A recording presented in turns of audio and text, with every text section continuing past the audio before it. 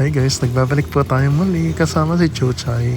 So yan po si Chuchay, nakatali na siya ngayon dahil galang aso yan. At habang nakatali po yung aso niya, pinagmamasdan ko yung kanyang mga mata. So makikita natin yan makikita natin yung nakakaawa yung itsura. Tingnan mo tatalon-talon pa. At syempre yung iniisip niyan is gustong gumala niyan. Kaya naman tinali yan napakagala. Hindi umuwi ng shop. At palagi nga nagkakalkal ng mga basura, nagtatangay ng basura, at kumakain ng mga diaper na initya ng kapitbahay. My goodness, Chuchay. Tapos didila ka sa akin kung ano-ano pala yung mga pinagtatatangay mo sa basurahan. Pati flying saucer. Tapos kung dumila kayo parang wala nang bukas. Napaka-hard mo pa namang dumila. Kumain ka pala ng diaper. Nako. Kaya ayan, tinali ka muna ngayon. So, hindi ka muna pwedeng gumala, no? Pero syempre, ako naman itong maawain. Minsan, igagala kita. Huwag ka mag-alala, no? Huwag ka nang malungkot. Huwag na malungkot ang beshi ko. Alam ko yung sinasabi mo sa isip mo. Igala mo na ako. Hindi ko na kayang nakatali. Please, igala mo na ako. Please, pakawalan mo na ako dito.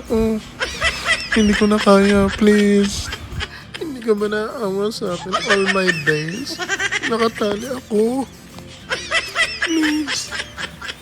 Tingnan mo nga ako, Hindi ka ba naawa? Ha?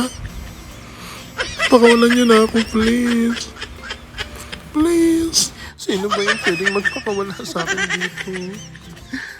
Tulong. Tulong. Tulong. Ayoko na dito, please. Ayoko na.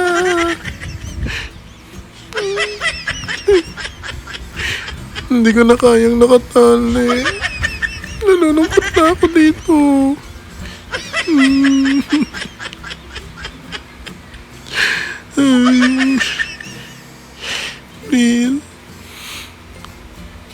Tapos nagugutom pa ako. Oh no! Wala ka bang pagkain dala dyan?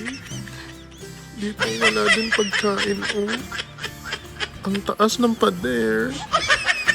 Mas okay yung nakakawala ako para nakakahagilap ako ng makakain. Kahit nasa basura. Pinali ko sa ni Iming Works, yung kapatid mo. Shh. Shh. Chuchay.